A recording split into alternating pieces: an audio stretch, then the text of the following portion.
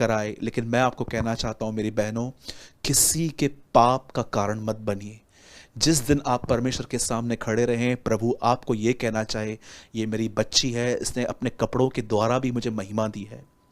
अब आइए, मैं उन लोगों की बात कर रहा हूं जो इन गुनाहों में जिंदगी जी रहे हैं, मन में व्यभिचार, शारीरिक व्यभिचार, जो अपने कुंवारेपन को खो चुके हैं शादी से पहले। मैं आपसे पूछना चाहता हूं, आप जानते हो ये व्यभिचार जो आप कर रहे हो, एक्चुअली व्यभिचार आप नहीं कर रहे हो। व्यभिचार जो है, जो उसमें जो इंसान को 2 मिनट का मजा मिलता है, ये आप नहीं हो, ये शैतान है। क्या कहती है बाइबल? वो आरंभ से हत्यारा है, वो जानता है कि आपकी स्पिरिचुअल डेथ कैसे होगी, इसीलिए वो आपको बिछौने पर जैसे आप लेटते हो पलंग पे, वो आपको गंदे गंदे विचार देता है। लड़कियों को देखकर वो आपको ऐसे ऐसे विचार देता है। बहुत सारी बातें वो आपके मन में डालता रहता है। आप जानते हो लोग व्यभिचार क्यों करते हैं? क्योंकि उसमें 2 मिनट का मजा है, जैसे इंग्लिश में लिखा है पासिंग प्लेजर। इब्रानियों की अगर आप पत्री पढ़ें तो ऐसा लिखा है, पाप में थोड़े दिन सुख भोगने से मूसा ने परमेश्वर के लोगों के साथ दुख उठाना, पाप में थोड़े दिन सुख भोगने से, पासिंग प्लेजर। हवा क्यों गिरी? क्यों हवा नीचे गिरी?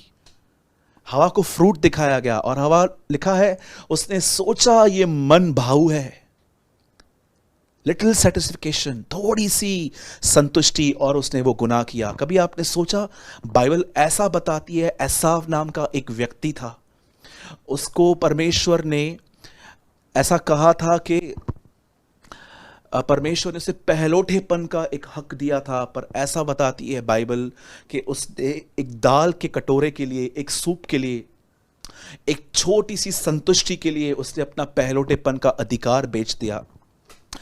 कभी आपने सोचा है, जब भी आप, कुछ भाई लोग जब ये पाप करते हैं व्यभिचार का, चाहे वो मन में हो, चाहे वो मैस्टरब्यूशन हो, चाहे वो शारीरिक हो, 10 मिनट के मजे के लिए आप अपनी जिंदगी में दुष्ट आत्माओं को इनवाइट करते हैं, और वही दुष्ट आत्माएं आपको कैसे बना देती हैं।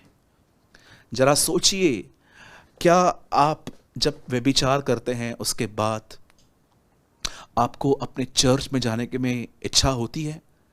क्या आपको आराधना करने में मजा आता है? क्या आपको बाइबल पढ़ने में मजा आता है? क्या आपको लगता है बाइबल गर्लफ्रेंड और बॉयफ्रेंड के संबंध को सपोर्ट करती है? एब्रॉड के अंदर कितने सारे लोग हैं जो आज भी बगैर शादी के रह रहे हैं, लिव इन रिलेशनशिप में। मैं आपको सच कहता हूं, मैरिड लोग इन दिनों में गुनाह में हैं।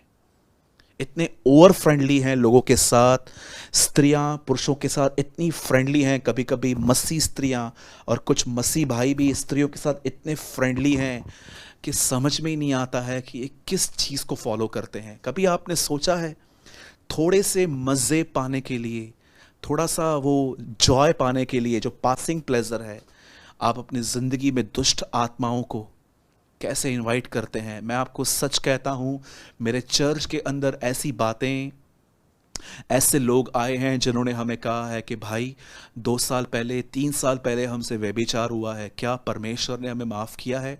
आपको पता है मैंने उनको क्या कहा? मैं परमेश्वर का दास होने के नाते आपसे कहता हूँ, हाँ, खुदा ने आपको माफ़ किया है। मैं आपको सच कहता हूँ, व्यभिचार होने के बाद परमेश्वर आपको शायद माफ़ कर दे, पर खुद को माफ़ करना इतना आसान नहीं होता है, क्योंकि आपका विवेक दिन और रात आपको कंडेम करेगा, तूने ये किया, तूने वो किया।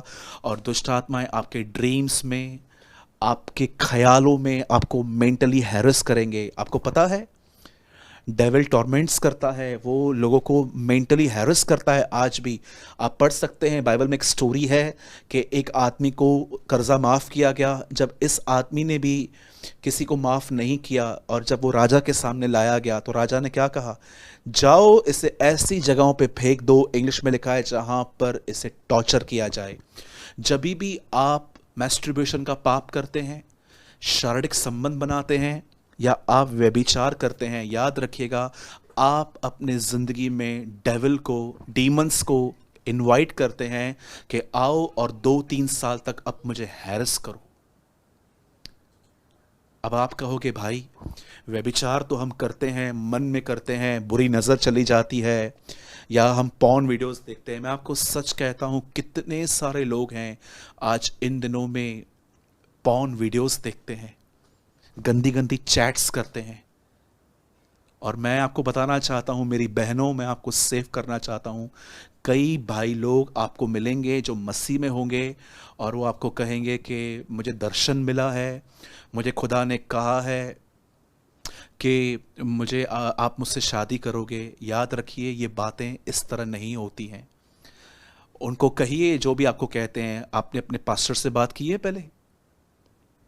आज का बहुत बड़ा प्रॉब्लम है ये 90% ये लोग झूठे होते हैं जो कहते हैं कि मुझे दर्शन मिला वगैरह वगैरह। इनसे पूछिए क्या आपने अपने पास्टर को बताया है कि आप मुझे पसंद करते हो? नहीं बताया है। बहुत सारे लोग जो इन कामों में रहते हैं ना, अपने पास्टर से बात नहीं करते हैं, अननोन पर्सन से पूछ के आते हैं, क्योंकि उनको पता है वो गलत कर रहे हैं। अगर आपको परमेश्वर ने अगर किसके लिए दर्शन दिया है ना, सबसे पहले अपने पास्टर से बात कीजिए। आपका पास्टर प्रभु से प्रार्थना करेगा, और अगर सेम दर्शन उसे भी मिले, क्या कहती है बाइबल, हर चीज़ 2 गवाहों पे पक्की की जाती है।